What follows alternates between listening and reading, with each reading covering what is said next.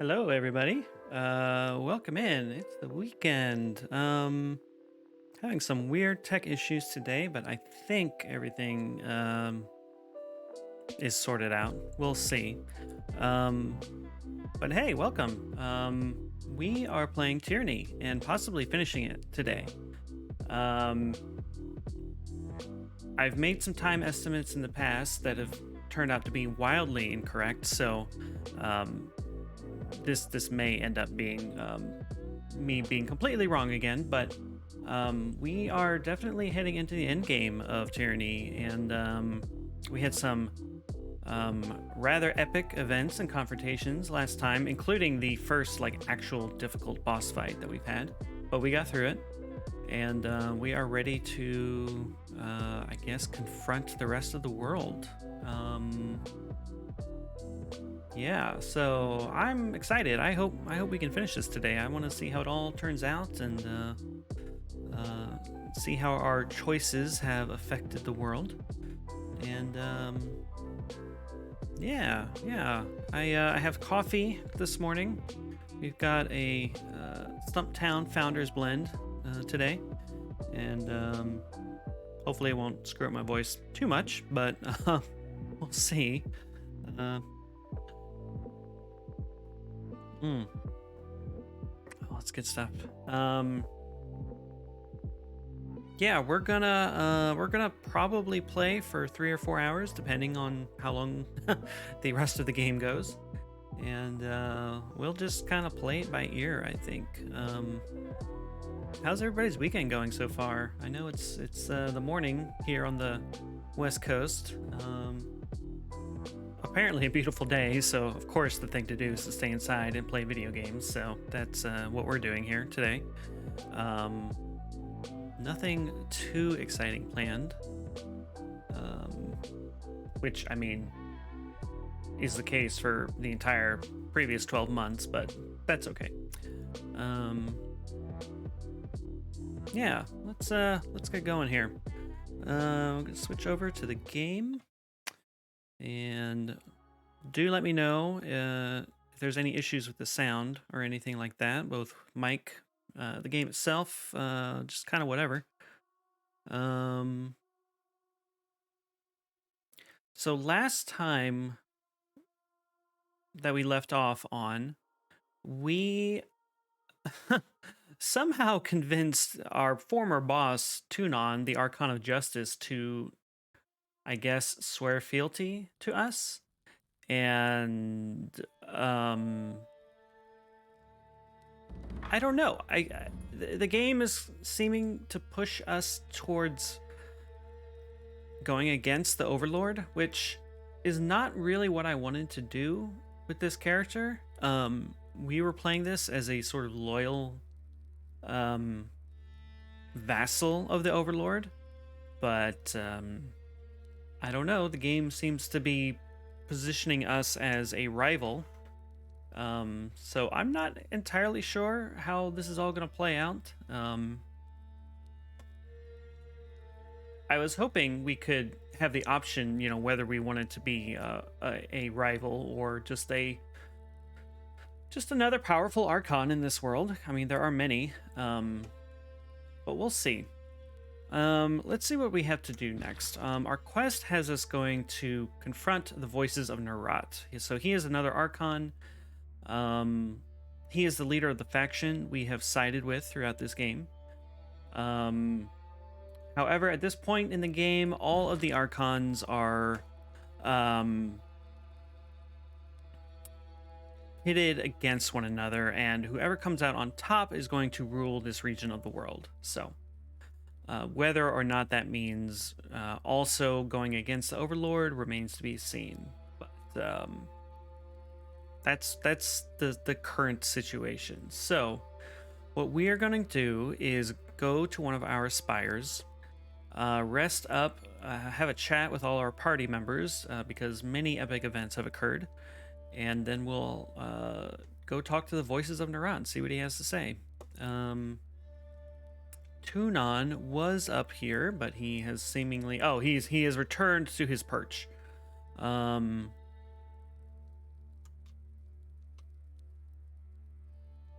of people hanging out, so maybe let's chat up everyone in here, see how they react to the fact that Tunon is now working for us rather than the other way around. And let's actually start with Tunon himself and see what he has to say.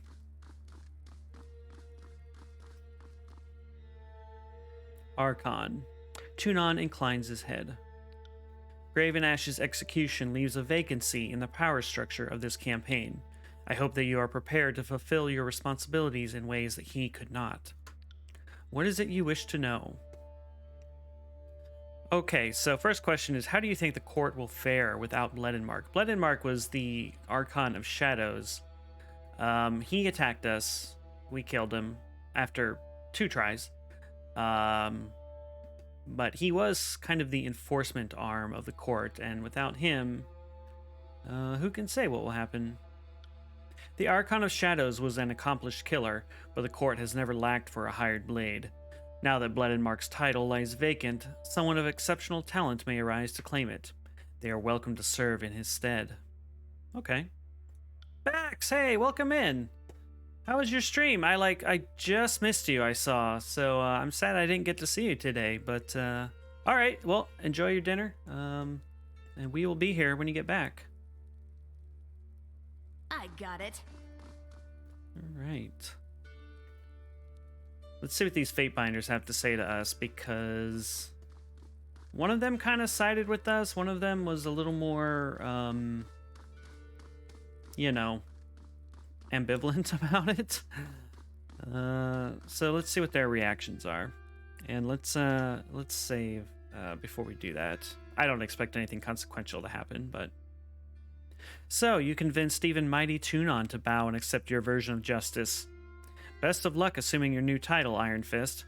I cannot say if I will follow you to whatever ends you propose, but I will observe and judge in my own course. Fair enough. I hope that Ash did not suffer too terribly. Even in his worst times, he had a better sense of honor than most in Kairos' hierarchy. Okay, how do you think the court will fare without Bledenmark? For all of its wisdom, the court places too much emphasis on fear and paranoia to keep legal precedent in check. It will be interesting to see how we navigate this new world you've carved out for us. That's an interesting observation. I mean, the evil overlord is running the world. At least we're told she's evil. I don't know. Sometimes I get the sense that this world kind of is just like the real world. People live their lives and you don't really see the effects of an evil tyrant running the world. And this guy, kind of strengthens that perception for me. Like, he's aware that, normal people don't want to be scared and paranoid to follow the law. They just want to live their lives. So anyway, I don't know. It's just an interesting perspective, I suppose. Okay, let's see what Callio has to say. I don't know what's more impressive, that Tunon humbled himself before you, or that you managed to get so deep under his skin.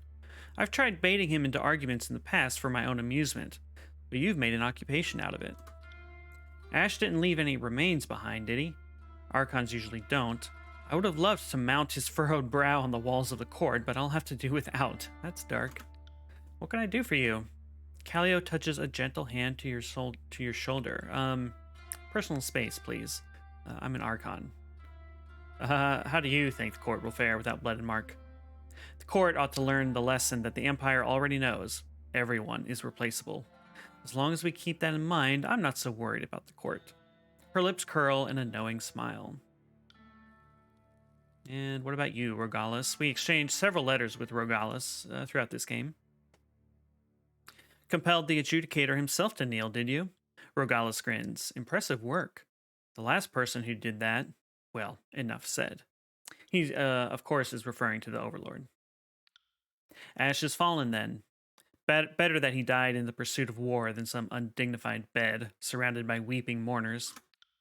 You look as if you have questions for me to untangle. Ask. I am feeling generous. How do you think the court will fare without Bledenmark? Better than ever, I hope. Without the dependable aid of an unkillable assassin, I'm sure we'll stumble along the way. The court itself will have to be stronger if it expects to survive, and that sort of change is always welcome. So nobody misses Bledenmark, and to be fair, he was kind of a dick, so I'm not too surprised, but it is interesting nonetheless. Let's see what Lady Lucretius has to say. Your case against Ash will be studied and remembered, so nothing much. All right, we're gonna head back to the Spire and maybe upgrade our gear, talk to our party members. Who can say, really? Okay, we have an encounter. Even in the midst of the war between the Archons, travel along the long conquered roads of the Bastard Tier tends to be relatively safe and uneventful. A river meanders slowly aside the road, and the plains sweep openly before you towards distant towering mountains and the hazy gray line of the old walls on the horizon. From your vantage atop a rise, you can make out far flung settlements and small stands of trees. On a log off the road ahead, you make out a young tearsman, not quite a woman grown, working at an object in her lap. When she spies you, she leaps to her feet, waving to capture your attention. Let's speak with her. The girl smiles warmly at your approach, though the expression falters slightly when she sees your heraldry. Tall and a tad lanky, the waif boasts an unkempt mop of brown hair and large eyes the color of unpolished peridot. She asks if you are interested in a trade, an item she scavenged for the handful of rings she needs to purchase some chickens. She presents the object proudly, wrapped in a long sheet of clean cloth, and to your surprise, it's a well kept blade of expertly worked iron. Reminder that iron is rare in this world, and only mages can forge iron weapons. Okay, let's examine the sword. You ask the young woman to see the blade more closely, and after eyeing you suspiciously for a moment, she passes you the weapon. It is a long, well forged blade with a sharp shift in its length about halfway up the blade. The design is clearly that used by the disfavored, and a stamp near the hilt confirms that it was crafted by the forge bound. So, um, of course, the forge bound created this, as we know. We can keep the sword, which is kind of a dick move. We can purchase it. I mean, 10 rings is literally like pocket change in this world. We can threaten her for no good reason, or we can leave. We'll just purchase it because, I mean, what do we have to lose, right? We might find out here. You give the girl a thin leather cord heavy with rings in exchange for the weapon. She thanks you profusely, tying the cord about her neck and tucking the rings beneath the neckline of her tunic. Ask where she got the blade. She explains that she found the sword in a stand of trees among the fields an hour or so south of the road. You know that it's an area you likely would never have visited otherwise. We can bribe her or threaten her. That's strange. Why would we bribe her? Maybe to find the location of this, like more specifically? I don't know. Let's bribe her. See, let's give her some more rings.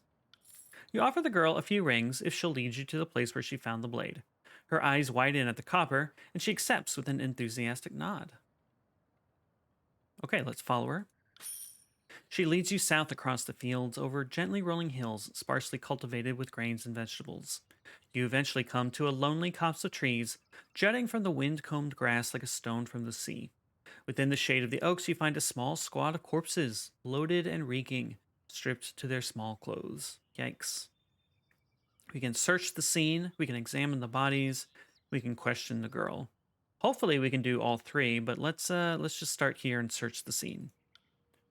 While you locate a few scraps of broken iron and shredded leather and find more than a little dry blood, it seems these bodies were thoroughly looted. It's surprising that the girl found even this blade left. When you ask her about it, she says she happened to find it pressed into the mud under one of the bodies. So under one of the bodies, I mean, she was looking pretty hard for any treasure, which it's fine, it's fair, but yeah.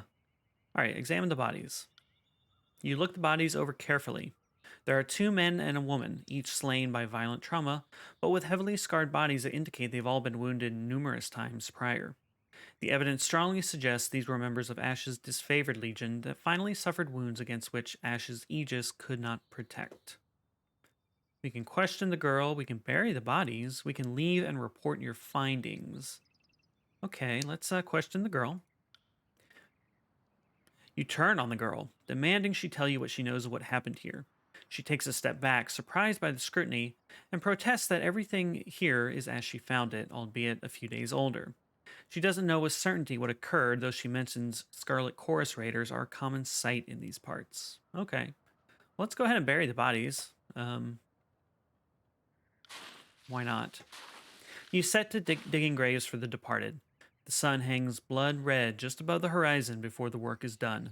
Soaked in sweat, you look down on 3 nigh identical mounds with stones as markers. Let's report our findings. You take up parchment and quill and decide who to inform about what you found here. We could inform Graven Ash, who is dead. Let's remember. The voices of Narat, who... I don't know. Why would he care? Or Tunon, our former boss, now our new minion. I guess let's inform Tunon. FYI, buddy. You've gained favor with the disfavored. Okay. Before continuing your journey, you draft a brief report of your findings to the court. A few days later, you receive a formal missive of appreciation from the Archon of Justice. This is further evidence, he purports, of the chaos gripping the tiers. Remain vigilant, he warns, and continue forward with unclouded eyes. So Tunon likes us more, the disfavored like us more, although still not really much at all, to be fair. We are exhausted. That's interesting. Oh, right, because we buried the bodies, and that was a lot of physical labor. So, okay, well, that's fine. We're just heading to the spire, so we're going to take a nap anyway.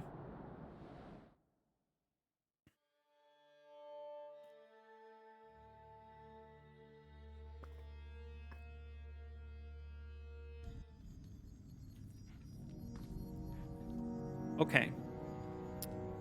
Okay. Let's take a nap first, since our characters are apparently exhausted. I would like to rest for 8 hours. This is true every day. I would like to rest for 8 hours. All right, we're gonna talk to, I guess, everybody in our party and see what they have to say now that we are like a real Archon. I'm sure they have opinions, and I'm sure Barrick has something to say now that Graven Ash is dead. That might be an awkward conversation, but we'll see. All right, Ebb, do you have anything new to say? I trust all is well, my glorious Archon. My glorious I'm Archon. honored you wish to speak. Lady, hey, welcome in. Ebb bows deeply, smiling as she rises. Happy Saturday indeed. What is it you need? How's your day going? You work today, right? Okay, she has nothing new to say. That's fine. Lantry, what do you have to say? Anything? Greetings. You did not have to work. That's How may I awesome. assist? I'm really pleased for you. Okay, he has nothing to say. Woke up to a text from 2 a.m. saying somebody would take the opening shift. That is awesome, man. What an awesome thing to wake up to. Well, I hope you're well rested then and ready for your charity stream later.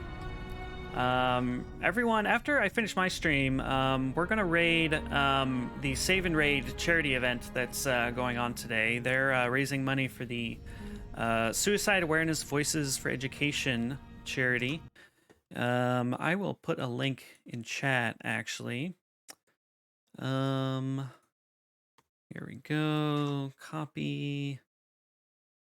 Paste. So, everybody check that out. Feel free to check out the raiders throughout the day, the streamers and raiders. And if you are able, please donate. And if you're not, don't worry about it. It's totally cool. But there are streams happening all day today, so you can check it out at that link I just put. For every $5 on my stream, Holly will get a treat. Excellent. If y'all get a chance to check out Lady's stream, Holly is the true star and really why we're all there. So you will be delighted no matter what you watch. So, okay. She was willing to get a little fatter for the cause. Aren't we all? I think we can all get behind that. All right, Verse, do you have anything to say? Probably not. At your service, Fatebinder. What do you need? Okay, no, she has nothing to say. All right, let's go talk to Barrick next because his Archon is now dead, so he might have thoughts on that. And actually, let's save before we do that. Okay, Barrick. Huh. You try to get Barrick's attention, but he cannot find the strength to lift his head and register your presence. His helmet is downcast, the iron around his eyes and mouth corroded to ragged slits that lack any of their former evident humanity. Interesting. Are you still with me, Barrick? Packmate is sleeping.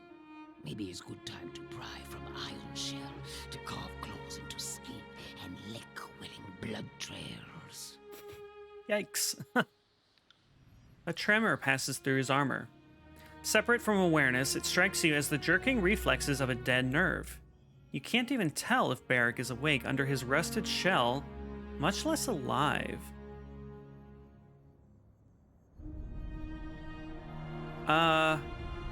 Okay. Stand at attention, Barrick. His shoulders slump even deeper than before. Barrick's knees lack the strength to support his heavy frame, and it seems to take all of his remaining willpower just to stay upright. Okay. I had to kill Graven Ash. He didn't give me any choice. You hear a choked sob under his helmet, but it goes silent just as quickly. Wow. Okay, I have questions for you. His head moves to the left and right, a pantomime of refusal that might be nothing more than a loss of focus and coordination. So, Barrick is encased in metal shards, I guess, that make up his armor. Like, imagine the Iron Throne from Game of Thrones as a walking suit of armor. That's Barrick, okay? It's possible that the only reason he was able to survive this was because his Archon was keeping him alive. That was his Archon's whole deal. He can keep soldiers alive from a distance. And now that that Archon is dead, I'm wondering if Barrick is literally physically incapable of surviving this metal encasement. I don't know what's happening here. Yeah, it is cool. I thought it was one of the most striking things about this game right off the bat, like this walking suit of armor. But I don't know, we might be seeing the consequences of our actions here. Barrick lets me off. Let's see if he'll join the party. He follows you in a half-hearted fashion. Okay, so he can still join the party, but he's emotionally devastated by the loss of his Archon, which is understandable. We're not going to add him to the party here, but it is interesting seeing his reaction. Okay, let's talk to Siren next. Without looking up at you, Siren releases a long, dejected sigh. Is something bothering you, Siren? You seem sad. No. Everything's fine, Archon. But I appreciate you asking. She wipes at her nose, glancing away. I've made some progress on that ancient musical score. I'm almost completely sure it's the same music I hear in that crystal we found. Okay, maybe we'll have a companion quest for Siren, finally. So you made a breakthrough. Seems like that would be a good thing. It's simply not what I was hoping for, I suppose. No matter. She shakes her head. This music, I think it describes something fundamental. About magic, I mean. Or at least about the magic of the old walls. She chews on her lower lip. So, I mean, that sounds like a pretty incredible thing to know about, right? I guess. I mean, sure, it's something nobody else knows yet. Except maybe Kairos. Maybe not even her. I'm certain that weaving this song into my own music will strengthen it. Or at least let more of my power slip through this stupid hat. Siren has a magical helmet that is constraining her magic abilities, so that's what she's referring to here. Who knows? Maybe the old walls will hear my songs, and then I'll be able to awaken spires too, or sing edicts, or both. Your voice will shake the tears, Siren. The tears? Don't underestimate me. I'll shake this whole ugly world. Yeah, Siren is going to take over the world, I think, personally. But truly, thank you for all of this. I'm indebted to you. I'll add my power to your cause, I promise. Songbird's Encore ability, Resounding Crescendo. What does that mean?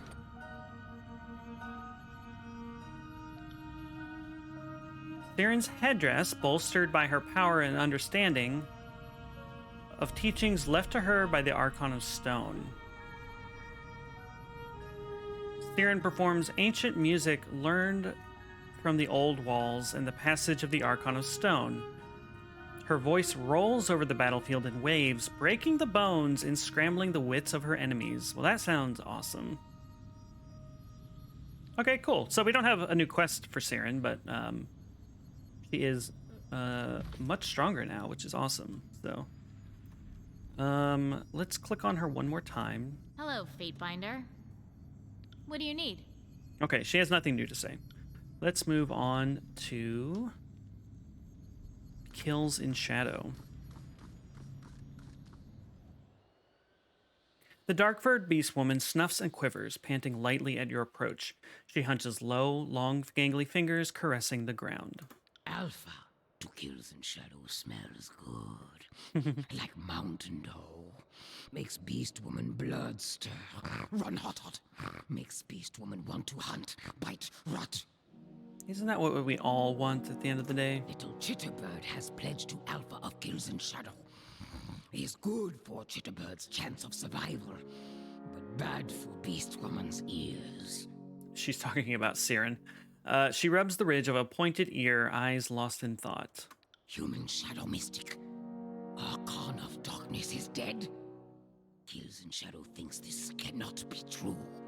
Shadows are strongest. Shadows lie. Distort sun and sight with darkness. Win with deceit. So we killed the Archon of Shadows last stream, at the end of last stream. It would be interesting if, in fact, we did not kill him and he just made us think he's dead. That's what Kills in Shadow thinks here, anyway. The Beast Woman snorts. Fatebinder sees now. Maybe. Alpha to Kills in Shadow slayed disfavored called Graven Ash. We did kill Graven Ash. Wish Beast Woman could have helped with ironclad slaughter. Would have liked to rend muscle from bone, rip torn skin, mauled and mangled, until dead many more than 5 times over. Yikes. The Beast Woman sighs, languishing the thought. Fatebinder wants Beast Woman? Okay, oh, whoops. Best wait. Fatebinder. Okay. What? Okay. I think that's everybody we want to talk to here. Okay, we're gonna go to the spire that lets us upgrade our weapons and gear and stuff. Which one is that? The Forge, so the Ocean Spire.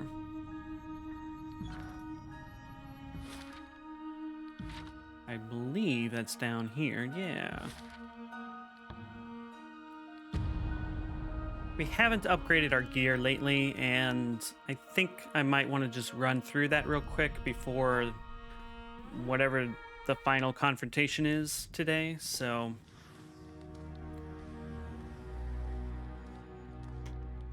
let's just do that real quick. If we can. Alright, so select an item to upgrade. Can I upgrade this? Upgrades to a masterwork. I mean, that sounds good.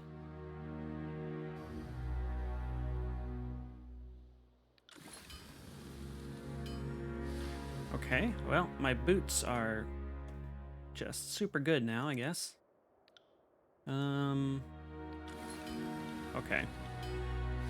We're just gonna make everything orange, I guess, is what we're doing here. And ebb. And it looks like we passed time. Excuse me. We do pass some time as we perform these upgrades, so.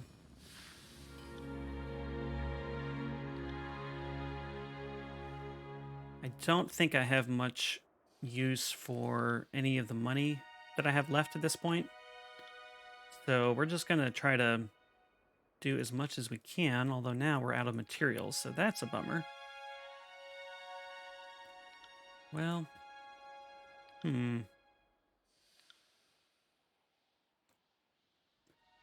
well, let's upgrade his weapons.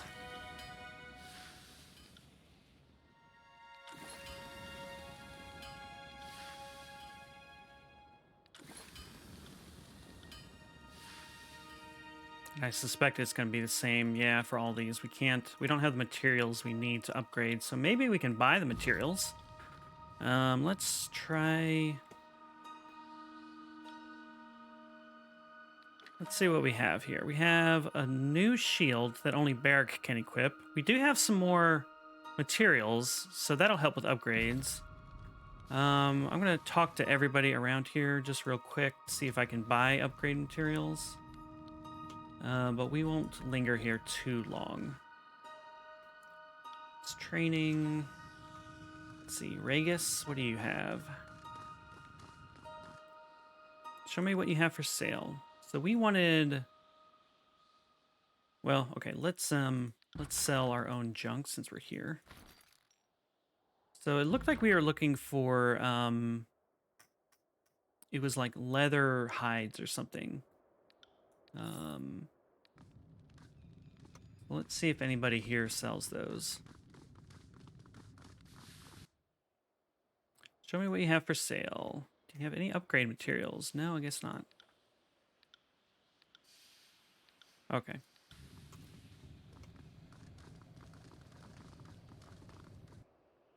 What have you made for me? Okay, nothing, apparently. All right, well, we might have just okay, what do you have for sale? I don't have anything for you at the moment. Okay, well, I guess we're done upgrading. So, let's I got it. let's save and then we'll continue on with the main story. And possibly go murder another Archon. Let's see. We're heading back to Cacophony. So, good luck to us, I guess.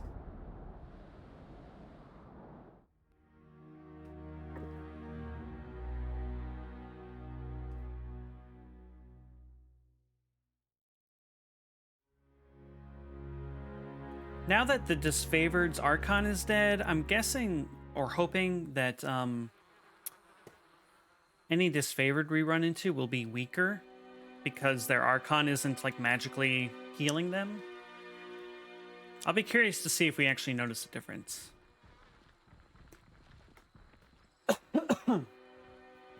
Sorry. Alright, so we're looking for Narat. We are confronting him about Verse's little backstory, as well as just continuing on the main story. So we'll get a nice zoomed in view of him. And with the downfall of Graven Ash, the children of the North threw up their hands and cried of their unending sorrow. Ah, it's you! We were drafting our memoirs of the Civil War's end. We'll be sure to mention your contribution in the footnotes. In Not the that anyone would footnotes. read them. You dickhead. All right. But you didn't come to discuss history. Kairos' decree looms over our heads and cannot be ignored. Now that you've whetted your appetite on the Archon of War, we hope you're still hungry for a challenge. All right, so what are our options here? Bow to me. You've been a fair ally, and I would prefer not to destroy you. We don't have to do this unless you always do whatever Kairos insists. I don't wish to fight you. I want to pledge my fealty to you, or we can lie about pledging our fealty to you.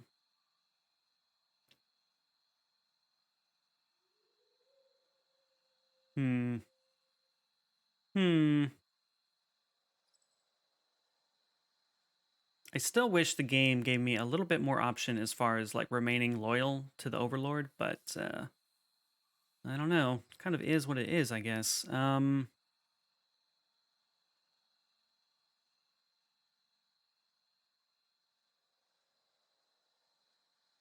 I guess let's just do number one. Bow to me. You've been a fair ally, and I would prefer not to destroy you. Oh, your wrath and ambition is just adorable. Really, it is. So too is your stupidity. We have been conquering kingdoms since before your great-grandparents fested in the womb. You will bow to us, child, and you will know your place. I will take great pleasure in murdering this motherfucker. The implications of this culling can't have escaped you. Only one Archon may rule the tiers, and you are nothing if not one of us. You understand what must happen next. The smoke escaping his mask suddenly recedes as if sucked by a great inhalation. He taps his scepter to the side of his head with a resounding thump. He is implying that he will take our soul for himself, which is what he's done to everybody we've brought to him throughout this game. As you can see, their corpses conveniently spiked there for us to see. So we don't want that. Let's let's just try number two. We don't have to do this unless you always do whatever Kairos insists. When the orders involve slaughtering our rivals, then yes, we do. I love this voice So actor. young, so naive. The Overlord's demand is a blessing, not a burden. It is an invitation for the strongest to rule the world undivided, undivided, undivided! Yikes. The voices clenches his fist, emerald smoke pouring from the wrapping. You hear the voices in your head. For once, you don't think that the Archon's mental babble is intentional. He seems more unfocused and distracted than usual. Insufferable upstart, we will see this one flayed and put on display before our armies. Too dangerous, perhaps, but a Fatebinder no longer, and something must be done after all. Can't allow power to go unchecked in these times, especially under the Overlord's scrutiny. A pity, in fact, a real pity, because potential should be nurtured, not wasted. All the same, we'll see if we can't salvage something from this mess, some fringe benefit, something to feed us, bind us, make us whole. It goes on, and you fight to suppress it. Interesting. Something to make us whole. I don't think Narat is doing too well under the mask. All right. Let's lie to him. He's all about secrets and just whatevers and plots and things. I don't want to attack him out in the open because there are so many dudes here that we would have to kill. And that just sounds exhausting. So let's lie about it and see what happens. I would rather supplicate myself before you, Archon. A tricky Fatebinder appeals to our broad and expansive ego. But we are nothing if not receptive to a kind word given in earnest. His flames rise around the chin of his mask in a thoughtful curl. No gesture of fealty is complete without its offering. No rings or promises will do, no. The offering must be made. Sacrifice before us. A sacrifice, he said. And a sacrifice we meant. The flames licking his shoulder flare up, momentarily forming a pair of question marks. Oh, I wish we could have seen that. Those who travel with you, one of them must be delivered to us as a gesture of good faith. Good faith, we say. What happens to them is none of your concern, save that it is the price of your supplication. If you are indeed an Archon, you should value them as tools alone, made for your use and disposal. Oh boy. Some of the flames from under the voice's collar leap up in a violent motion. You hear the voices in your head. Now is not the time to let your morals stand in the way of power. You need allies more than you need friends. We can be both to you. Take this moment to think on it. I've never seen the voices get like this. It's like he's fractured around the edges. I know it sounds crazy, but if you gave him what he wanted, I bet he couldn't take it.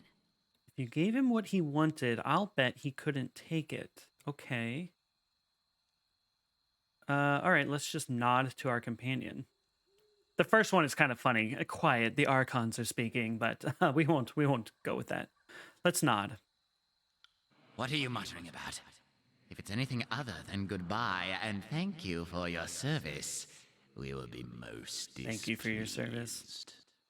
The flames under his robe appear to be burning completely out of control.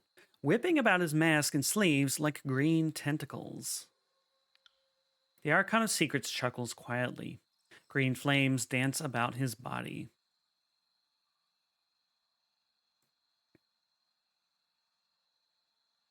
Okay, so we're leaning towards going along with this ruse. I hope this is a ruse. I agree to these terms. You can have one of my companions. Joyous news, Archon. Which of your vibrant and delectable friends will be joining us? He claps his hands and rubs his palms together. Ponder your options. Having been all too eager to help, Verse is most certainly the voice's spy, and this is his chance to harvest all that she's learned. He likely thinks he'll hand her over, as she's already his to some degree. At the same time, Verse is willingly bowed to Nerat. This was a fate that could have come to her at any time. Of all your followers, she must have pondered this fate. She would be most prepared for it, and if her submissive obedience to you were to become a surface trait of the voice's personalities, fear would be the dominant message. Okay, that's interesting. You could give him Ebb, though doing so most assuredly teaches him everything she knows about you and the mystical arts. Ebb's headstrong personality could dominate the Archon, which could reduce Nerat to helplessness, or she might hate you so deeply for sacrificing her that she simply uses her last thoughts to encourage the Archon to slay you. Okay. You could always give him Lantry, though he's been keeping close notes on you, and there's no knowing what little detail Nerat might find usable. With luck, Lantry's faithful nature might be what surfaces if the Archon had Lantry's feelings for you. His surrender would be all but instant. Oh my. Oh, now you feel like contemplating the infinite. Okay. I'm going to give him Verse. And I was going to say that if Verse is actually killed, that we'll reload. But maybe we'll just see what happens. It won't be an instant reload, at least. We were going to confront him about Verse's little backstory. We had two objectives here. So I'm curious if they are going to kind of intersect a bit. I'm just not sure. So let's say Verse go to him and see what happens. Outstanding news, Fatebinder. You overjoy us with your effortless generosity. Welcome back to us, our dear. You've been too long away. Welcome. Welcome. It also occurs to me that this faction's whole deal is like whoever can kill the one in charge is the leader. So maybe we wouldn't have to fight, all these dudes here. Maybe everybody would just sit back and watch what happens. Anyway, let's see. This could have gone better. All of this could have gone so much better. Uh-oh. This isn't how I pictured shit playing out, but it damn well should have been. The hate I've got howling in here is gonna swallow you whole before you get the chance to choke on it. Leave the threatening metaphors to the adults, little raven. Flowered words escape your grasp. Let me dumb it down for you. Go fuck yourself sideways, you shithouse leech. Nice. Nice. All right. Now there's the blood maiden who held our attention rapt upon the killing fields. Come, sweet Verse. Our hymn shall shatter the tears, and the beauty of our dance will spin this realm into the void. Oh boy. Okay. Maybe we are going to lose Verse. Wait. Oh, okay. All right.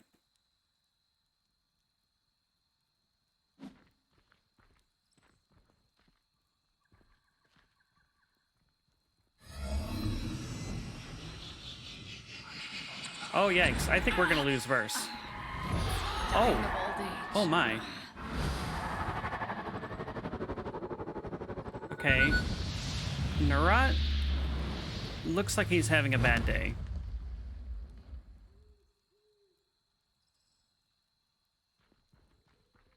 Where on the speckled ass of Taradas am I?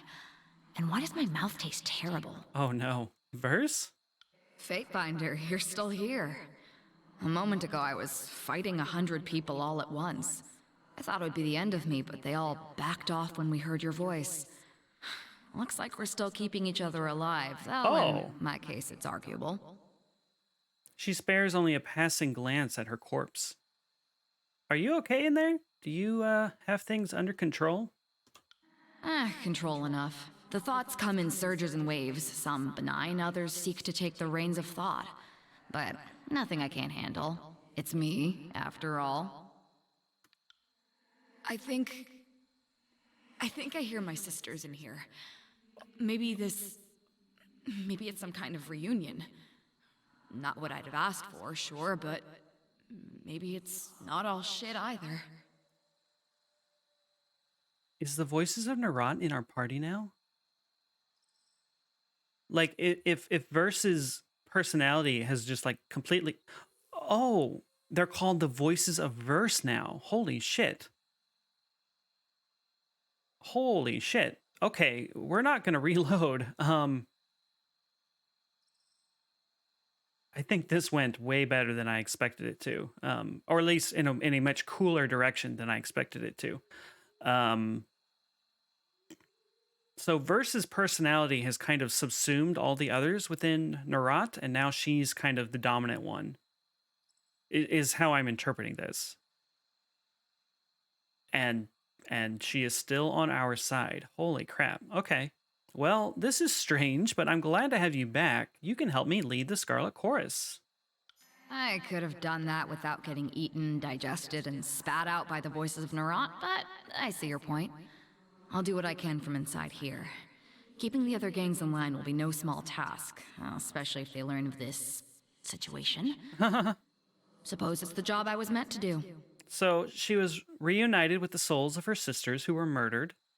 So that is resolved. And now the Scarlet Chorus are like completely on our side. I mean, we were already allied with them, but that's how I'm interpreting this anyway. Holy crap. I don't know how to break this to you, boss, but I know things that the Archon of Secrets was holding back. Spooky things. It sounds like Kairos is marching on the tears. Enough is enough. There's an army out there chanting for your blood. Holy crap. I don't want war with Kairos. How do I end this peacefully? Are you fucking kidding me with that question? Have I ever struck you as a paragon of peace? I'm sorry. Did the voices? Why would we have the key to peace? That's okay. That's fair. Shit, I don't know. Maybe send a missive, beg clemency. Maybe offer up the Overlord one of his enemies? Got any stashed away somewhere? I hope you have some compelling ideas, because I've got a nest of hornets buzzing in my head, and it's taking This game all is so of my cool, you brain guys. power to keep them calm. Wow. And the good music. Verse is slain and is now permanently dead. Well, it's true, I guess. We're unlocking achievements left and right here. I'm just waiting for these to update. Scarlet Chorus has submitted to you, so we are, in fact, in charge. Travel to the mountain spire. Okay. And we have all of Verse's gear, which we can kind of take back, so... At least you don't lose all that stuff. That's cool. I was not expecting this to go this way, but I am delighted. Okay, let's save. Oh, Den, man, this is so cool. So Verse is now the voices of Verse, I guess, which you probably can see. I didn't know, I had no idea this was going to happen, but I am so pleased. Does she have anything else to say to us? Clear, I don't see myself getting used to this anytime I did do it soon. to her. I'm a man, but I don't have the parts. I'm also a lot of other people, and none of them can agree on anything. A lot of the voices' eccentricities are starting to make sense. So, what do you need? How do you feel in there, Verse? There's a very strong echo that never stops. Everything I hear just keeps traveling through my head without really dissipating. That's gonna be a problem someday. Someday, but not today, hopefully. But beyond that, well, I feel good. I miss my body, and let me tell you, I'm far from the first person to think that. But the green flames suit me more than I thought they would. Here's to hoping I can maintain this. Incredible. Have you put anyone on a spike yet, Verse? Not yet, but I'd be lying if I said the notion hadn't crossed my mind. Being a boss means making the hard decisions, and that usually involves setting an example. Most of these chorus louts don't understand anything until you write it in blood. Yeah, so Den, I wasn't sure how this was all gonna play out, so it gave us the option to like lie to Narat and say that we'll submit to him. So when after that it gave us the option to, give one of our party members, I thought, well, okay, if we lose one, I'll just instantly reload. But this is actually working out in a really fascinating way. So I'm happy with my choice, and I feel like Verse is happy as can be. She's reunited with her sisters, kind of, and she is now wielding unimaginable cosmic powers. So I'm fine with it. She's not in our party, but yeah, I'm fine with it. I'm fine with it. How does it feel to be in charge of the Scarlet Chorus?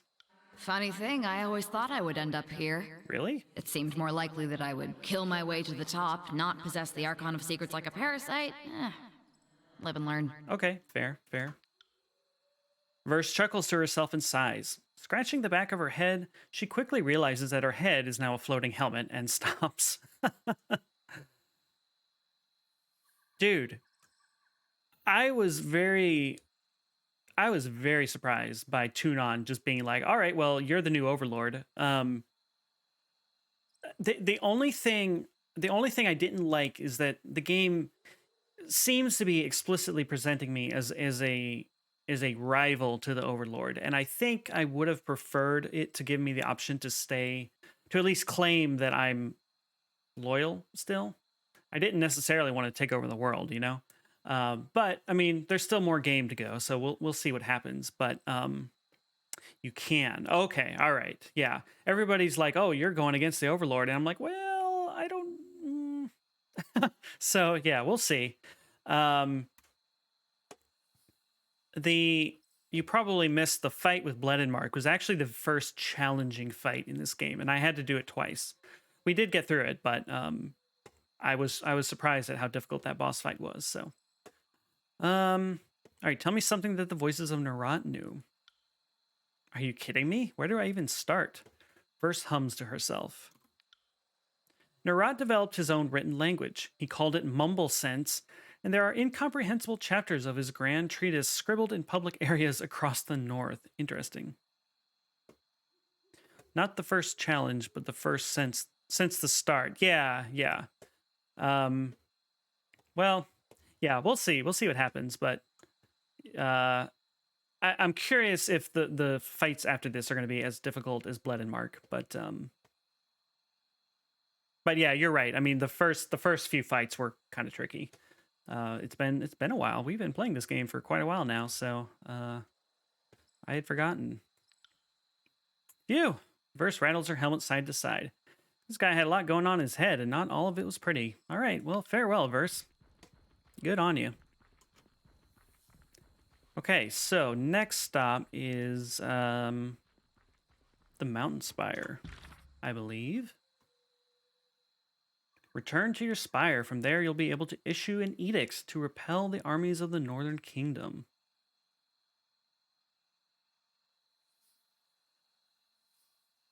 Okay.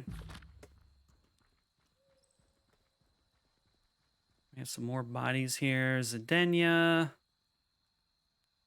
Amelia. Oh, Amelia was killed too. Oh, that sucks. Yikes. Yikes. Just everybody died. All right. Let's head back to the spire. You guys, I think we're going to beat this video game today.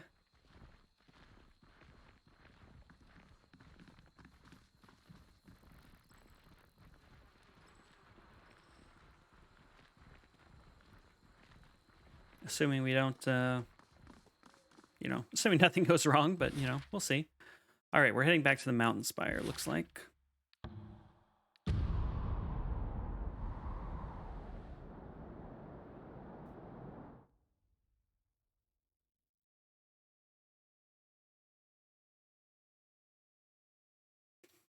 I assume we have cutscenes and stuff coming up. Issue an edict upon the Northern Kingdom is our next objective. Okay, well, let's add Siren back to the party. Hello, Fatebinder. What do you need? Apparently no reaction to the fact that Verse is now an Archon as well. So many Archons. Come with me, Siren. Well then, let's go. If you're gonna teach me the wonders of the world, it's not gonna happen here. Yeah, the Spire teleportation is one of the cooler things in this game. Ask about companions? Okay. Hello, Fatebinder. What do you need? Do that. What do you think of our travel Are companions? we trading in gossip now? What do you want to know about? So, yeah, Verse isn't even in the list. Yeah, What do you need? just, I guess everybody's cool with it. I don't know. We did talk to Barrick, and he's like completely... He has nothing to say. Yeah, you try to get Barrick's attention, but he cannot find the strength to lift his head and register your presence. Like, he's just mute now. Like, I could have added him to the party, but... Poor guy has just been broken by, everything. You can tell there's still strength left in Barrick's limbs. But they will be nothing more than the echoes of a lost man. Man, that is bleak. Totally understandable given events, but... So, okay, question, Den. Can you actually get Barrick out of his armor? Is that an actual possibility? Because we kind of had a quest for him to do that, and it kind of just went nowhere. You can, okay. I don't know if I missed something or if I just did something to close off that path somehow. Let's level up Siren while we're here. We have 1 point.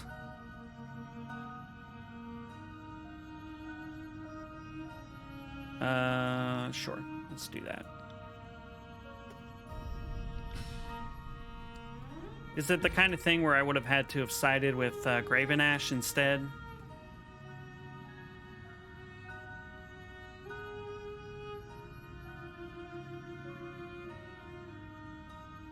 When Siren is defeated, her final breath unleashes a potent wave of emotion. Wow, that's cool.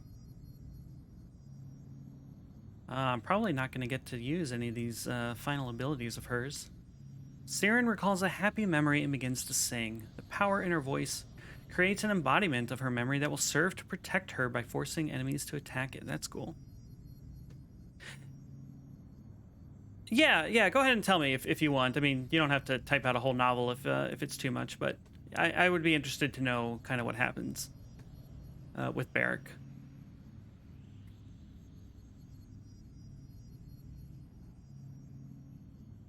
I think I'm just gonna go with a final passive on Siren and call it good there.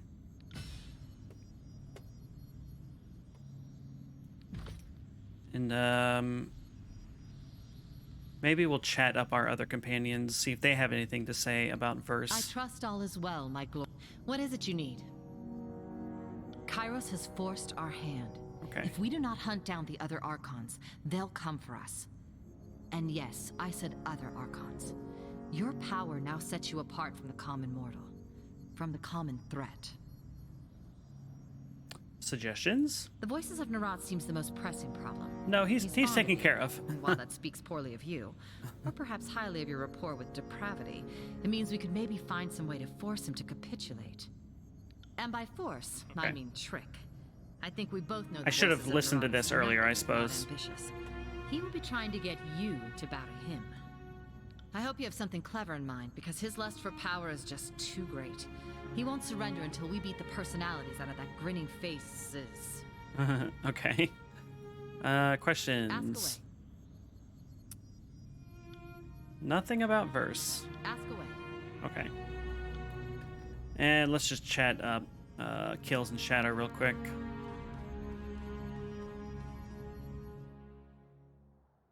Alpha.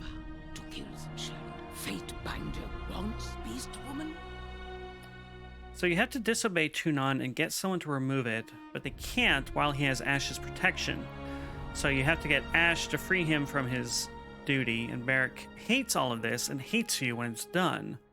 Although if you side with Ash all the way, he doesn't hate you, he's just unhappy. Interesting. So as far as Barrick's emotional well-being goes, there are several ways to kind of break him, it sounds like. Maybe not break him, but ruin his whole day, kind of. That's interesting, though. But, well, you'll find out more after this. All right, excellent. Okay. Okay, do you have anything to say? Fate binders Okay. lead conversation. What now is... Okay, so that's it. I'm just thinking here, is there anything else we want to do before we continue onward? We got all of Verse's stuff. None of it is orange. And I don't think it's anything that Ebb can use here. Yes, we have the cat accessory for Ebb here, which I think is very suitable. Yeah, nobody else is using bows, so yeah, I don't know. Not much to do here as far as, well, okay, I can drag all this junk into the stash. I guess I missed that somehow earlier.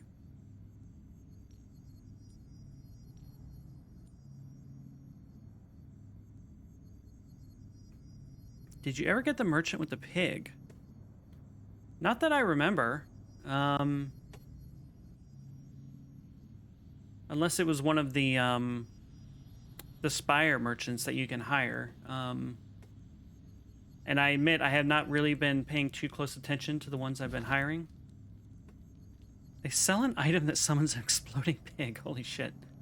I have not seen that, but I admit I probably wasn't paying attention either. It's a random... Okay.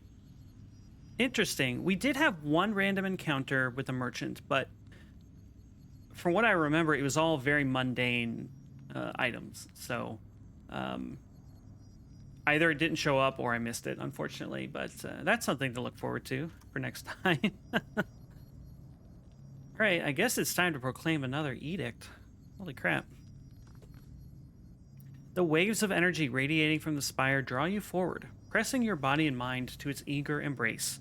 At the center of this tide, the resonator stands ready to broadcast your voice, echoing your commandments to the farthest reaches of the tiers and beyond. From here, the highest point in all the peninsula, you could, with the sum total of your effort, project your will far north, past the edges of the tiers, and proclaim your edict as far as the lands of the Northern Empire.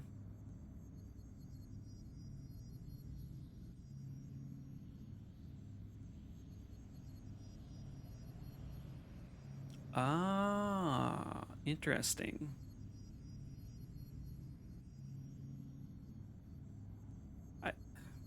So we can affirm your loyalty and send news of our successful conquest. I mean, that's pretty definitive, right?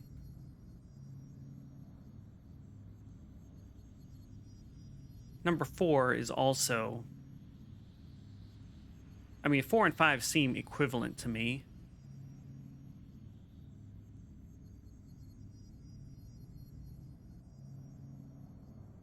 Relax for a moment. Ponder the situation. Let's do that. With your work here in the tiers all but complete, you take a deep breath of the cool, tranquil spire air and allow yourself a moment to think. By the letter of Kairos' orders, you have done all that is asked. You delivered the Edict of Execution and brought the Archons to heal as ordered. While you have the victory of the moment to savor, you find yourself wanting for answers. Only the Archons have met Kairos, and while you are now counted among these luminaries, the battlefield promotion was hardly the revealing initiation rite you long imagined all Archons experience. Looking back on the events of the war, it seems implausible that this moment has caught Kairos entirely by surprise. That's what I've been saying this whole time. Half a league beneath your feet sits Ascension Hall. Had the Edict of Execution not been stopped, The resulting deaths would have done the work of the Civil War and the culling call of the Archons. And had it not been you to resolve the Edict of Execution, who else? Would that person be standing where you now stand? You've made no secret of your loyalty to Kairos, and you smile at the realization that if the Overlord is indeed prescient, this victory was enabled by the will of Kairos. Okay, I think the game is finally giving me what I've been wanting. The question now lingers in your mind. Have you been placed in this position because Kairos expects you to be loyal, or because Kairos expects you to be contrary, and are those mutually exclusive? It can be no accident that the resolution of the Edict of Execution ordered someone to liberate the base of the Spire, and it can be no coincidence that the culling of the Archons and Civil War have brought about much of the carnage Kairos initially sought to inflict with that fateful edict. See, that was my suspicion, that Kairos kind of knew what she was doing all along. Or at least had a suspicion about what would happen. So I'm really happy that the game is actually acknowledging my suspicions. Okay.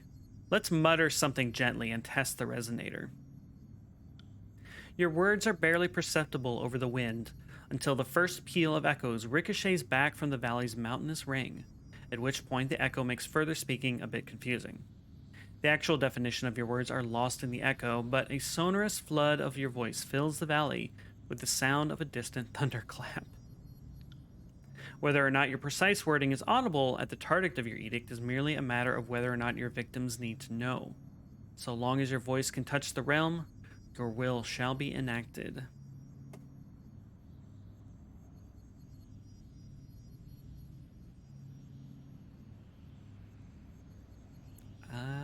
Alright, I think we're gonna go ahead, affirm our loyalty, and send news of the successful conquest.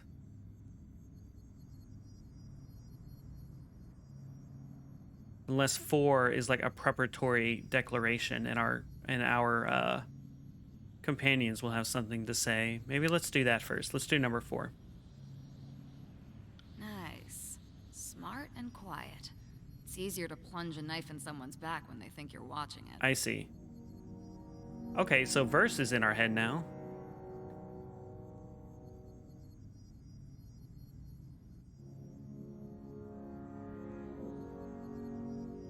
Yeah, I think verse is in our head now, so that's kind of cool.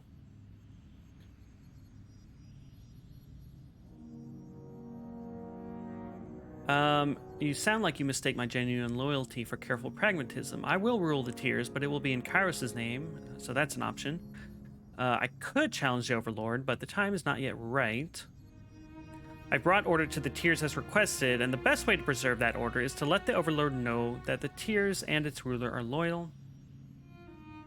If my time with the Chorus has taught me anything, it's that a show of force gets you places in Kairos' regime. That is also true.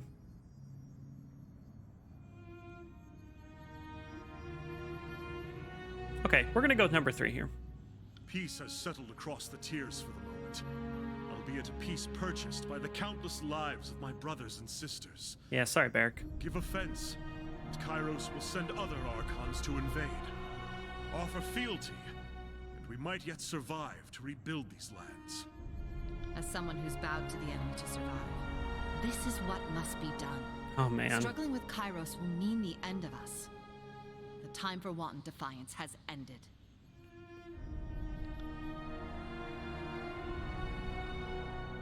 The letter of Kairos' order has been fulfilled, as a single Archon now rules triumphantly over a unified Tears. In the name of Kairos, I, Iron Fist, claim the Tears for the glory of the Overlord. Magnified by the power of the Resonator, your victorious words thunder across the valley and out to the world beyond. Seconds later, you hear the reverberations of your voice echoing off the mountains. Louder than any stroke of thunder or earthquake, your declaration of triumph rings out across Tyranny. A moment passes, and far to the north and east, bolts of copper-hued lightning roil between the clouds, a spectacle last seen a century ago when the Northern Kingdom fell to Kairos and became the Northern Empire.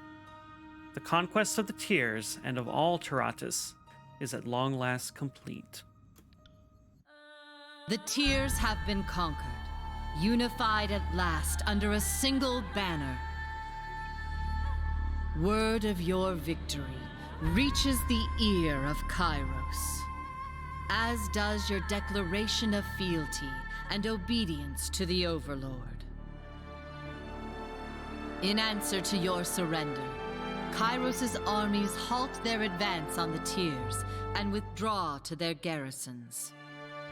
United under the Scarlet Banner, the Tearsmen are reborn as your loyal servants, bound to you by fear and shared victory. The whole of Tyranny now finally rests in Kairos' grasp. The conquest is, at long last, complete.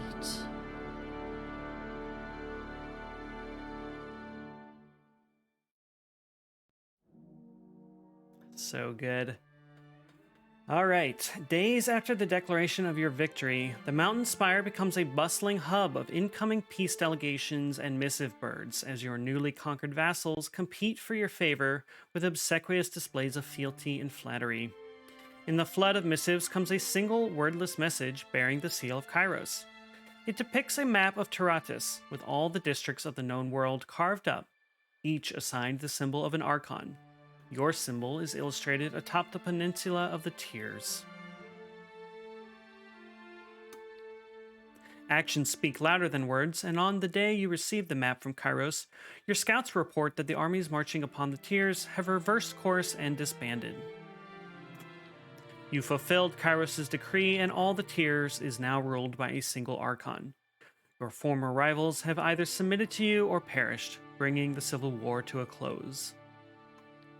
In their pride, the disfavored never imagined themselves beaten, especially when their opponents appeared so disorganized. The last remnants of the Legion disperse, their general destroyed, their honor broken beyond mending. The scorn that follows their humbled ranks haunts them even in the depths of obscurity. They kind of deserved it. You earned the loyalty of the Scarlet Chorus by subduing the voices of Narat. The mob bosses pledged themselves to your cause, presenting limbs and riches as tribute. Unsuited to peacetime, your personal army continues to swell its ranks through bloody conscription, brutalizing the Tears and preparing to stand against Kairos' inevitable retaliation. Okay. Allowing the voices of Narat to consume your companion turned out to be a tactical stroke of genius. What remained of the Archon of Secrets is yours to command, and together, you inflict the fury of the Scarlet Chorus upon the last of the opposition. Some whisper of your strange betrayal, shocked that you manipulated your ally to such an end, but you don't heed the misgivings of the weak. Under your guidance, those who resisted your conquest and sowed discontent are vanquished, their rebellion brought to a decisive end. Any lingering question of who is true ruler of the Tears is answered by your impact on the reconstructed nation. Uniting the Tears under the banner of the Scarlet Chorus was never your directive, and yet you performed it admirably, consolidating the Overlord's forces under your rule and grooming the Tears for their place in a new order. The same people who once hurled curses across a siege soon learned to think of themselves as part of a greater whole, extending beyond their modest borders. With the Edict of Stone dispelled, the earth settles around the Stone Sea, ushering a new age of verdant growth and prosperity. The country may never resemble the glorious realm of Azure, but with new life, many new things have become possible. The memory of Cairn as a great force of destruction remains as a monument of inert rock. Most agree that the world is better off without the Archon of Stone, as the people of Azure begin to slowly reclaim the land that was once torn asunder by his power. With the Edict of Stone dispelled, you ensure that humans will once again populate the former realm of Azure. The Stonestalker tribe is gradually pushed out of their new territory, and those who don't resist are enslaved, put to work rebuilding new human settlements. Well, that kind of sucks. The death of the Radix is a huge blow to the disfavored. Without the support of the Mage Guild, the Legion finds itself outclassed for the first time and suffers on the battlefield. With the Unbroken all but destroyed, the former citizens of Stalwart threaten to slide into lawlessness. Kairos' forces stationed at Sentinel Stand managed to quell the worst of the uprisings, but peace under the nation's new leadership is resisted at every turn. Gravenash's daughter is never seen again. His granddaughter flourishes under the care of your companion, educated and taught the ways of war in Cacophony. Though a possessed Archon is hardly the most nurturing parent, it will have to do for the time being. It's true. And since the granddaughter did survive, as we see here, the Edict of Storms continues to rage across the war-torn remains of the Bladegrave. Widely treated as an uninhabitable wasteland, the former citizens of Stalwart make for any territory that will have them. They wander the tiers as refugees, their pride and dignity worn down by the same erosion that claimed their homeland. Well, are you talking about the Edict of Storms? Because we killed the dude who was hanging out there, but there was the daughter and then the granddaughter. Gravenash's daughter had a kid who is now the last remaining bloodline, I guess, of that family. So the edict is still going on. So you can have the mother release her child's claim to the throne. Interesting. I don't recall what my specific choices were, but I don't remember. I mean, actually, to be honest, I don't remember being given a choice. Maybe it would have come out in some different dialogue path, but that wasn't apparent to me. But that's interesting. I did send the mom to the voices. I did. We sent everybody to the voices, which I feel bad about because they all died terribly. Yeah. I was a little bummed that I couldn't clear, this edict, and I just sort of assumed that you couldn't in the same playthrough.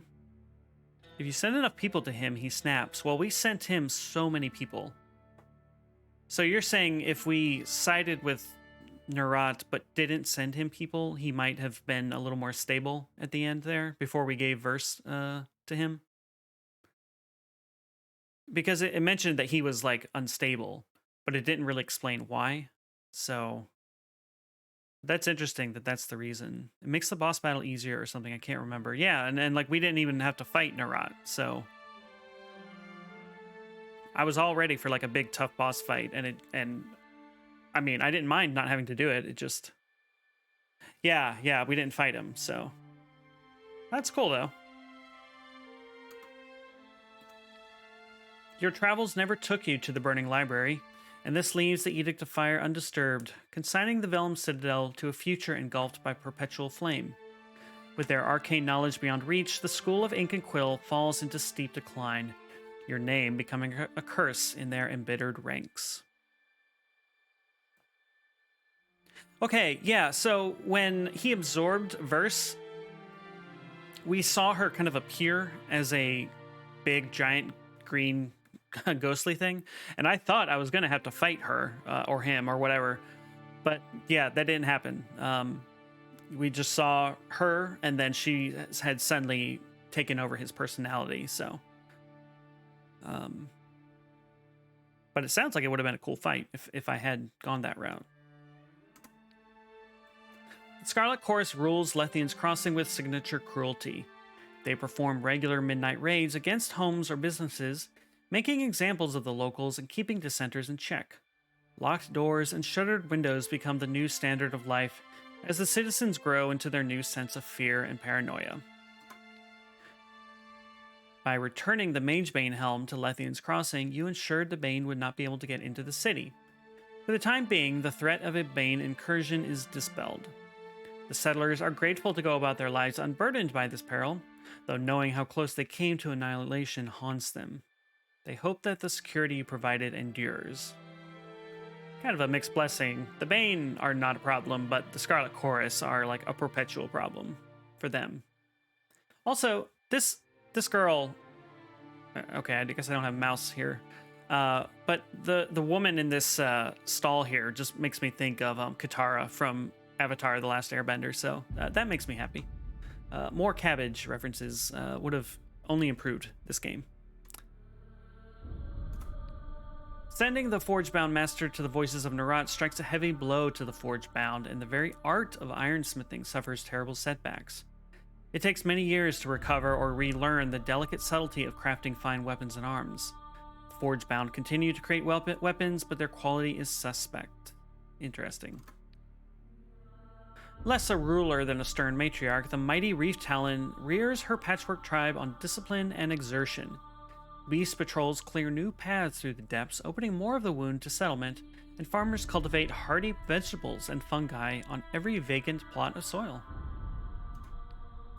Working from the remnants of Jaspos's workshop and Wagstaff's rituals, Mel tediously pieces together enough of the purification methods pioneered by the pair to provide the wound with clean water. For the first time in years, the denizens of the wound know prosperity and peace. That's a happy ending. By enacting an edict on Vendrian's Well, you announced your power to the world. Mercifully for the inhabitants of Vendrian's Well, the Edict of the Well does not linger for long, but the event is forever remembered as the first display of true power from Kairos' newest Archon. The death of Graven Ash means the end of the disfavored. Without the comfort and support of the great general, what remains of the Legion sinks into hopelessness. The Archon's seat is left vacant, and whether or not it can be occupied again is a heated topic. Far from his place of final rest, the Northern Empire mourns its fallen son.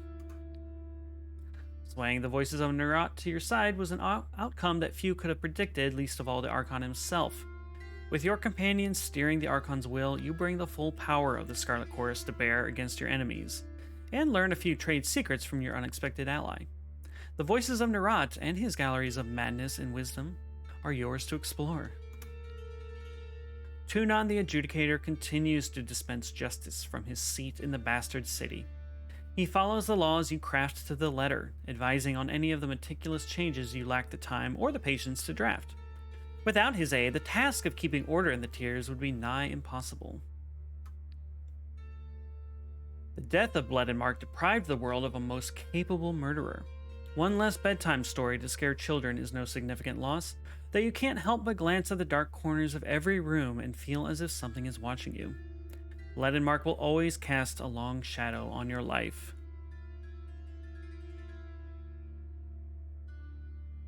That's why Tunon did it. Did what? Like, called me the Overlord rather than Kairos? Well, right. Yeah, that's true. It was just his phrasing in the conversation was like, basically, like leaving Kairos and choosing you instead. Whereas I felt like it could have been worded in a way where he just submitted to you without kind of explicitly saying, like, you're the new Overlord.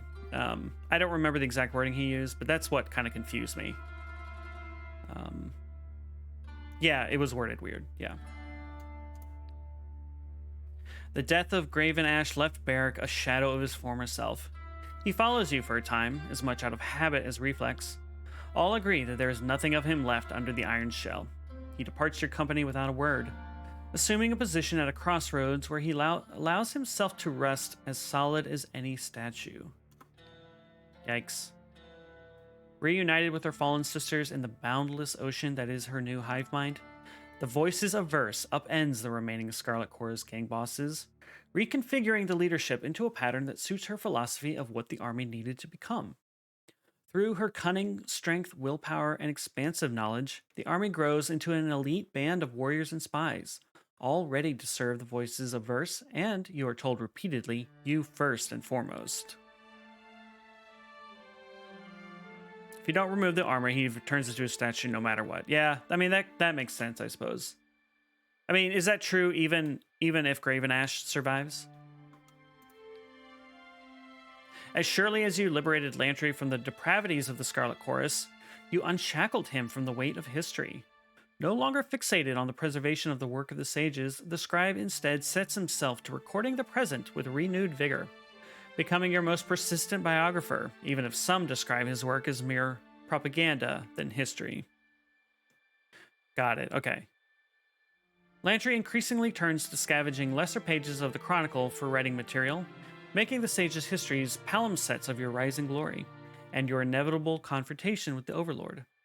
If Lantry's scrutiny sometimes discomforts you, his predictions for the future, deduced with the experienced eye of a student of history, rob you of more than one night's sleep.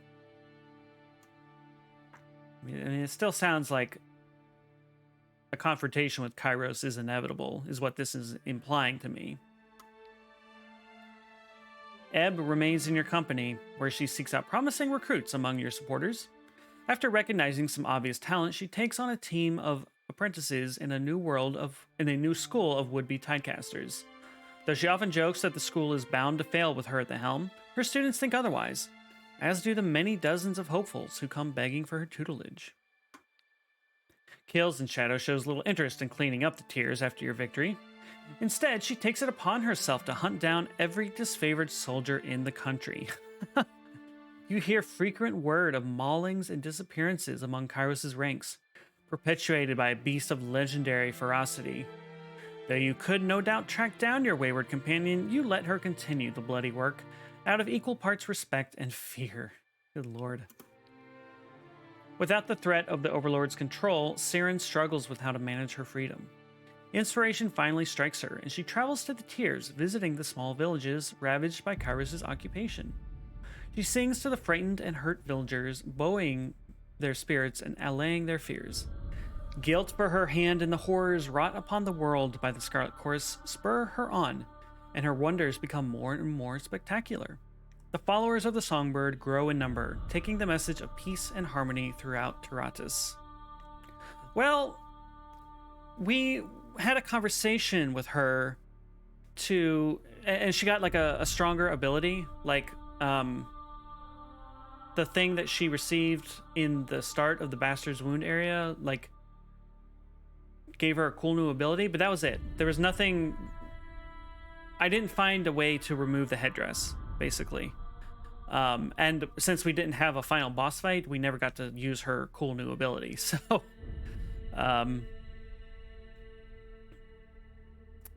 you know, it was a neat, it was a neat little story, but it was all in text as far as I could tell.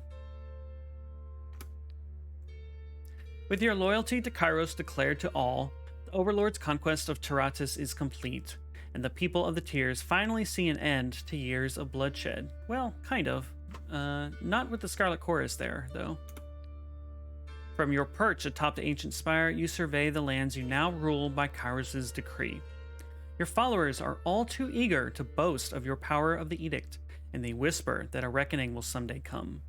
For the time being, the Overlord seems content to let you rule the Tiers for the glory of Kairos.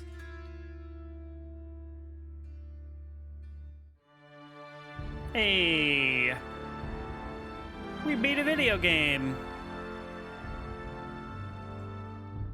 And we get to listen to the cool soundtrack.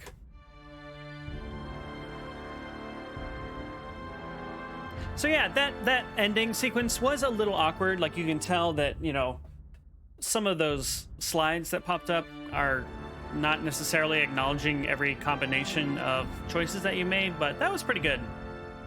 I mean, I do love an RPG that ends with a PowerPoint presentation to show you how your choices played out. So I'm thoroughly happy about that. This is a goddamn great video game. Just a wonderful amount of world building and detail, and it's super clear. It's super clear that there are so many choices that can play out differently. I'll be honest, I probably won't replay this anytime soon, but I would like to at some point. And I will be definitely looking forward to seeing how things change, you know? The 3 routes I did all ended better from what I remember. Meaning a little less disjointedly? Is that what you mean?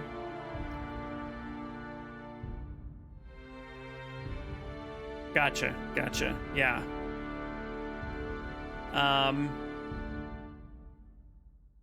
I am now joining the ranks of people who are sad that it's unlikely we'll get a sequel to this, right? Like, everything I've seen is that this game didn't sell particularly well, and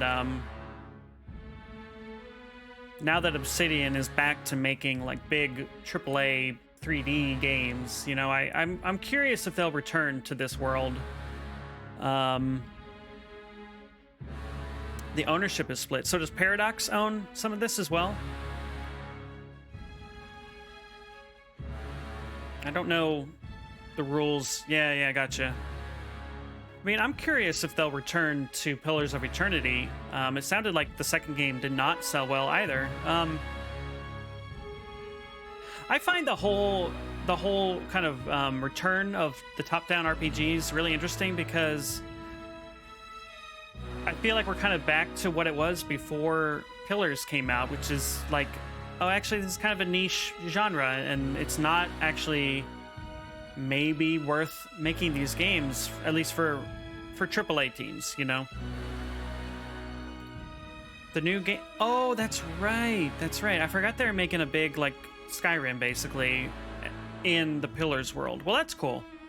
I actually wish more game franchises would have a bunch of games of different genres and stuff set in the same world. But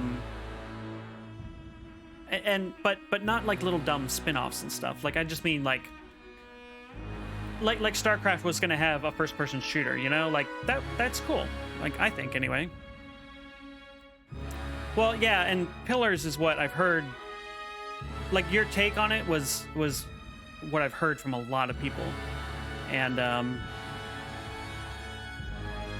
think the initial premise certainly sounded interesting to me, but then everybody says that, oh, it's so complex and the combat is just inscrutable, and, you know, that's the thing that's put me off of it. I heard that the second one is better in a lot of ways, but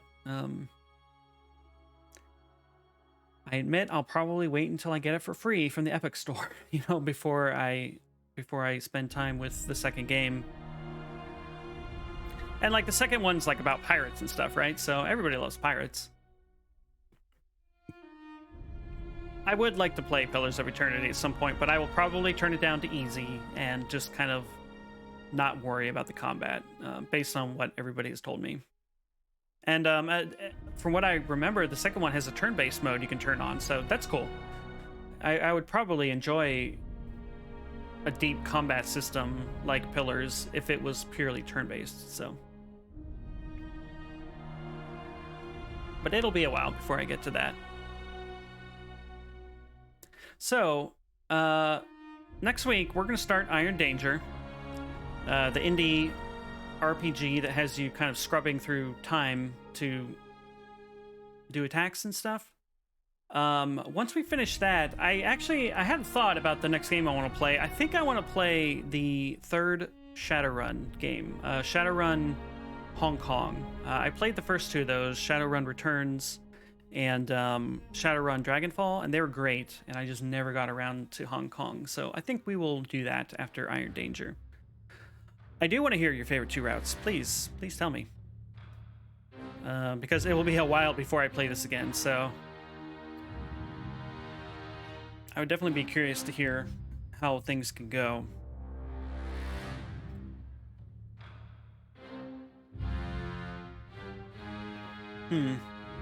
Oh, cold coffee. Gross.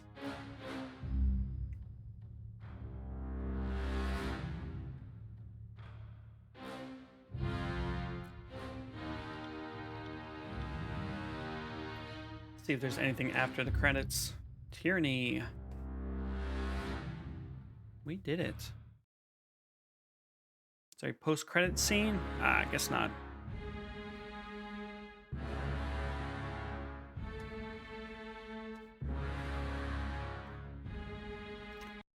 So yeah, Dan, while you are telling us, okay, joining with Ash and turning against the Overlord is really good. But my favorite is joining the rebels and making them loyal to Kairos. You mentioned that one. That is fucked up. I gotta say. So if you join with Ash, can you convince Ash to go against the Overlord? Is that kind of how that plays out? Because that's hilarious and dark. It's all dark, I guess, but that's really funny. He was planning it from the start. Okay, yeah, we kind of got hints of that, which is pretty entertaining, honestly. That's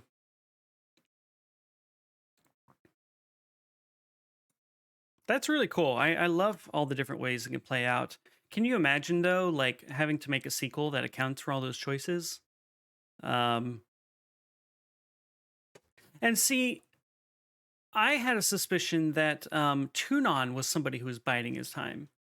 I don't know. I would have been interested. I mean, he seems like he's actually just a loyal bootlicker no matter what. But I don't know. That was kind of my suspicion. Turns out not to be the case, but yeah. All right, we are going to raid the save and raid charity stream going on right now. And right now, Wolfie is the current streamer in the charity. You think Tunon was destroyed by his own power? What makes you say that? That's an interesting take. He became cold and unfeeling. Yeah. I mean, we certainly rattled his whole worldview at the end there, but yeah. Okay.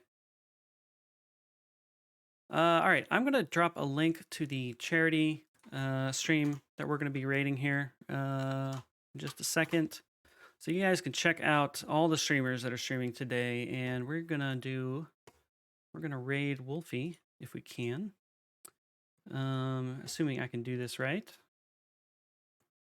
Fancy raids and stuff are still new to me. But guys, thank you so much for coming on this journey with me. I keep forgetting to mention it, but all of the past VODs are on my YouTube, which is linked in my profile.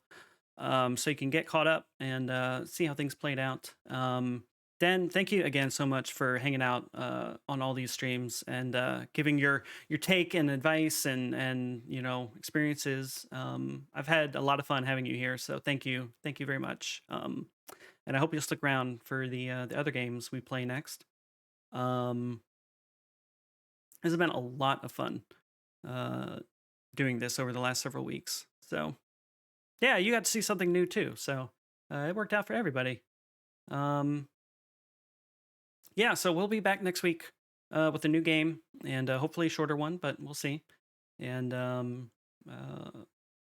as always, I sometimes stream on just whenever the mood strikes me, but I will definitely try to stream Wednesday, if not earlier. So Wednesday, 7 p.m. Pacific is the next scheduled stream. And if I get the urge, otherwise, I will also pop up. So we're going to start this raid. I hope you guys have a wonderful weekend. And let's see, I'm clicking the button.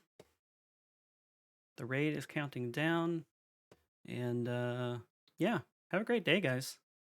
It's been a great one for me. So yeah, see ya.